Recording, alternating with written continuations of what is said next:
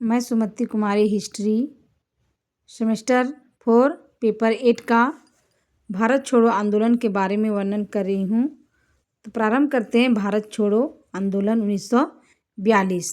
तो भारत छोड़ो आंदोलन को भारत का अंतिम स्वतंत्रता संग्राम या अगस्त क्रांति कहा जाता है, क्योंकि इसके बाद कोई आंदोलन नहीं हुआ और मेरा भारत 15 अगस्त 1947 को आज़ाद हो गया।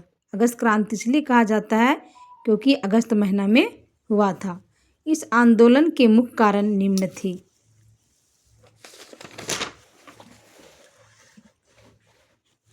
देखते हैं कि इस आंदोलन के पूर्व अगस्त प्रस्ताव भारत आया था।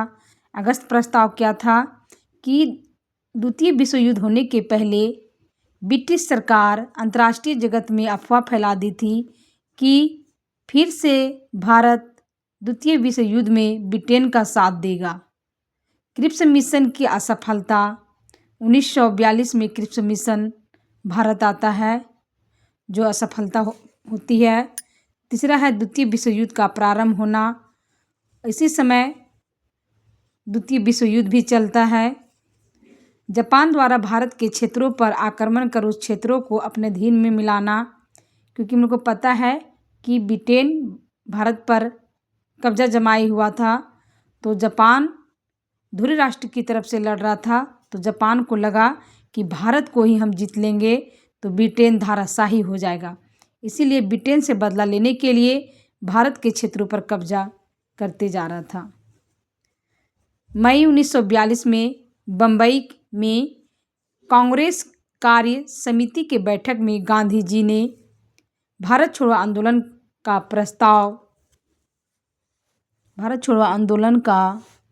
प्रस्ताव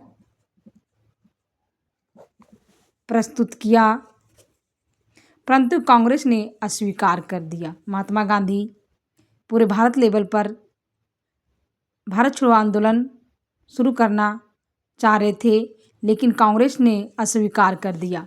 गांधी जी ने क्रोधित होकर कहा, मैं भारत की बालू से कांग्रेस से भी बड़ा आंदोलन खड़ा कर दूंगा। जब कांग्रेसियों ने अस्वीकार कर दिया भारत छोड़ो आंदोलन के बारे में, तो महात्मा गांधी क्रोधित हो गए और बोले कि छोड़ दो, अब मैं भारत के बालू से ही कांग्रेस से भी बड़ा आंदोलन खड़ा कर दूंगा।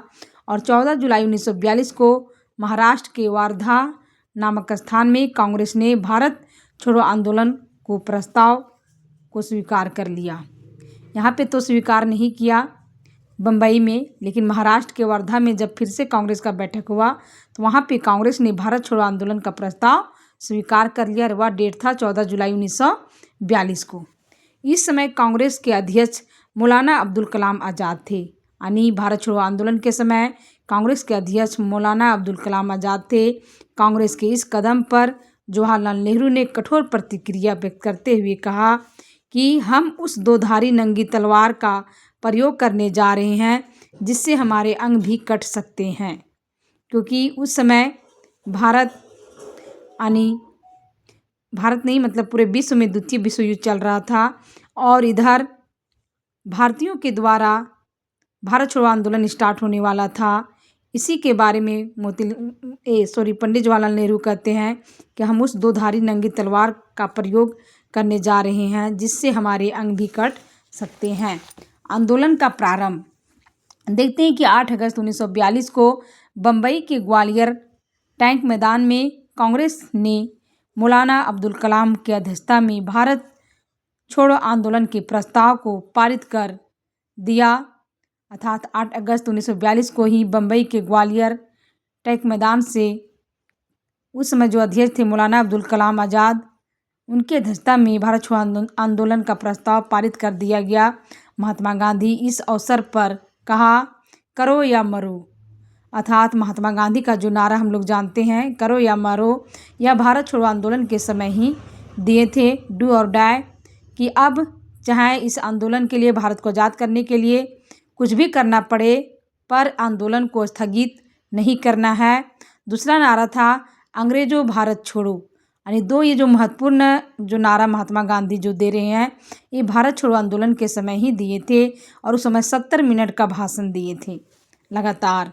बम्बई के ग्वालियर टैग मैदान में गांधी जी के साथ विदेशी पत्रकार लुई फिशर मौजूद थे। यानी इस मैदान में जहाँ पे प्रस्ताव पारित हो रहा था, आंदोलन का स्टार्ट होने वाला था, तो उस समय अमेरिका के विदेशी पत्रकार लुई फिशर भी साथ में था। 9 अगस्त 1942 को भारत छोड़ो आंदोलन समस्त भारतवर्ष में प्रारंभ हो गया। अर्थात भारत छोड़ो आंदोलन कब स्टार्ट हो रहा है, तो 9 अगस्त 1942 को, और उसके पहले 8 अगस्त को पूरा प्रस्ताव पारित करके उसका शुरुआत करने का पूरा तरह से नियम किया गया, शुरुआत की व्यवस्था किया गया। 9 अगस्त को ही दिन 1925 को काकोरी ट्रेन लूट कांड भी घटना हुई थी। यानी उसी दिन 9 अगस्त को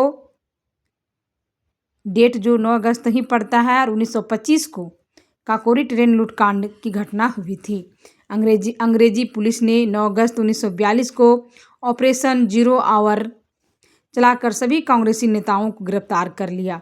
अंग्रेज इतना तेज थे कि इतने बड़े जब आंदोलन होने वाला था और आंदोलन को उन लोगों ने जान लिया, आंदोलन के बारे में सुन लिया, तो उन्होंने आंदोलन शुरू होने के पहले जैसे ही शुरुआत होता है जीरो आवर ऑपरेशन चला करके सभी महत्वपूर्ण कांग्रेसी नेता को गिरफ्तार कर लेता है, ताकि ये जो आंदोलन है वह नेतृत्वहीन हो जाए। महात्मा गांधी को कस्तूरबा गांधी सरोजिनी नायडू के साथ पुणे के आगा खां महल में नज़रबंद कर दिया गया। यानी महात्मा गांधी, उनकी पत्नी कस्तूरबा गांधी, सरोजिनी नायडू, इन सभी को पुणे के आगा खां महल में नज़रबंद कर दिया गया, गिरफ्तार कर। अन्य कांग्रेसी नेताओं को महाराष्ट्र के अहमदनगर के दुर्ग में नज़रबंद कर दिया गया। इसके अलावा और सारे जो कांग्रेस नेता थे उन लोग को महाराष्ट्र के अहमदनगर के दुर्ग में नज़रबंद कर दिया गया। डॉक्टर राजेंद्र प्रसाद को पटना के बांकीपुर जेल में नज़रबंद कर दिया गया। लोकनायक जयप्रकाश नारायण को हजारीबाग सेंट्रल जेल में नज़रबंद कर दिया गया। इस प्रकार यह आंदोलन नेतृत्वहीन हो गया। अर्थात यहाँ देखने को मिल रहा है कि जीरो ऑपरेशन चला करके अंग्रेजों ने, सरकार ने महत्वपूर्ण कांग्रेसी नेताओं को गिरफ्तार कर जेल में डाल दिया, नज़रबंद कर दिया गया। अब देखते हैं कि आंदोलन की गतिविधियां क्या रही। तो गांधी जी ने पुणे के आगा खां महल में 21 दिनों का उपवास किया, क्योंकि अंग्रेजों ने इन पर आरोप लगाया था कि भारत में हिंसा भड़काने में इनका ही योगदान है। क्योंकि हम लोग को पता है कि महात्मा गांधी ने इस आंदोलन का शुरुआत होने के एक दिन पूर्व करो या मरो का नारा दिया कि इस आंदोलन को हर हाल में रुकना नहीं चाहिए, चाहे अपना जीवन क्यों ना समाप्त हो। तो अंग्रेजों को लगा कि शायद इसी नारा के द्वारा हिंसा भड़काया जा रहा है, महात्मा गांधी ने हिंसा भड़काया, जबकि ऐसा कुछ नहीं था। इसी कारण महात्मा गांधी ने 21 दिन का उपवास रखे थे। सुभाष चंद्र बोस ने भारत छोड़ो आंदोलन को अहिंसक गुरिल्ला युद्ध कहा। सुभाष चंद्र बोस ने इस आंदोलन का उपाधि अहिंसक गुरिल्ला युद्ध से कहा दिया है। उत्तर प्रदेश के बलिया में चित्तू पांडे के नेतृत्व में इस आंदोलन का दौरान प्रथम सामंतर सरकार स्थापित की गई थी। उन लोग अपना सरकार स्थापित कर लिया था उत्तर प्रदेश के बलिया में चित्तू पांडे के नेतृत्व में, और इस आंदोलन को चलाया गया था, आगे बढ़ाया गया था। महाराष्ट्र के सतारा नामक स्थान में नाना पाटिल के नेतृत्व में समांतर सरकार स्थापित की गई थी। अर्थात यहाँ देखने को मिल रहा है कि महाराष्ट्र के सतारा में भी नाना पाटिल के नेतृत्व में समांतर सरकार स्थापित की गई। यह सबसे लंबी अवधि तक चलने वाली समांतर सरकार थी। महाराष्ट्र का जो सतारा का जो समांतर सरकार था वह सबसे ज़्यादा लंबी समय तक रही। वहीं बंगाल के मिदनापुर के तामलुक नामक स्थान में सतीश के नेतृत्व में स्थापित समांतर सरकार को जातीय सरकार भी कहा गया था। उड़ीसा के तलचर नामक स्थान में भी समांतर सरकार स्थापित की गई थी। अर्थात देखते हैं कि हर क्षेत्र में कुछ न कुछ गतिविधियां हुई थी, आंदोलन चलाया गया था। झारखंड में भी हुई थी, हजारीबाग में भी हुआ था। कांग्रेस ने पहली बार गुप्त रेडियो प्रसारण शुरुआत किया था, जिसका प्रथम महिला उद्घोषिका उषा मेहता थी। इसी आंदोलन में रेडियो प्रसारण की शुरुआत किया गया था। बम्बई आंदोलन का नेतृत्व अरुणा आसफ अली ने किया था। बम्बई में इस आंदोलन का नेतृत्व अरुणा आसफ अली किए। वायसराय के कार्यकारिणी से 3 भारतीय सदस्यों ने इस्तीफा दे दिया था।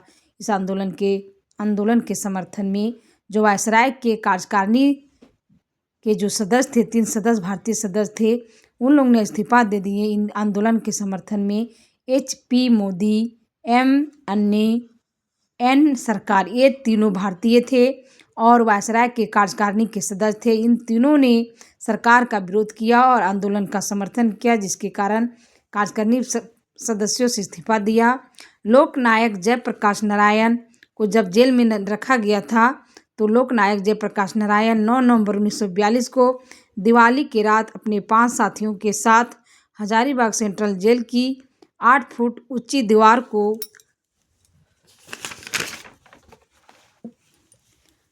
को धोती के सहारे फांद कर निकल भागने में सफल रहे।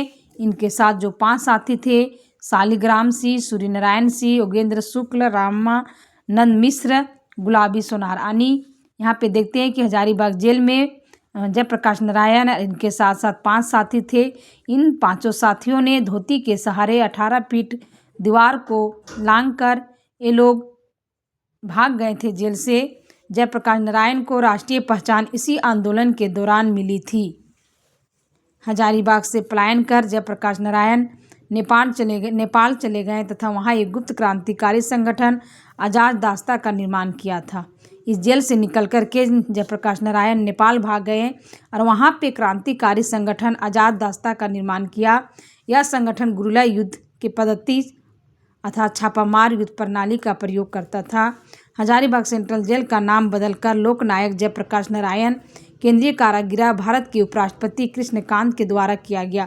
जब यहाँ से जयप्रकाश नारायण हजारीबाग जेल से भागे तो तब इसका नाम जयप्रकाश नारायण केंद्रीय कारागृह रखा गया। और जो उपराष्ट्रपति थे उस समय, मतलब जब उपराष्ट्रपति कृष्णकांत बने तो उस समय इस जेल का नाम लोकनायक जयप्रकाश नारायण केंद्रीय कारागृह रखा गया। इस आंदोलन के दौरान महात्मा गांधी की पत्नी कस्तूरबा गांधी एवं निजी सचिव महादेव देसाई की मृत्यु हो गई थी, क्योंकि जब इन लोग को नज़रबंद किया गया था तो कस्तूरबा गांधी और उनके जो महात्मा गांधी का जो निजी सचिव थे महादेव देसाई, दोनों की मृत्यु हो जाती है भारत छोड़ो आंदोलन के दौरान ही। महादेव देसाई की मृत्यु के बाद गांधी जी ने प्यारे लाल को अपना निजी सचिव बनाया था। यानी महात्मा गांधी का जो पहला सचिव थे महादेव देसाई, दूसरा जो थे प्यारे लाल थे।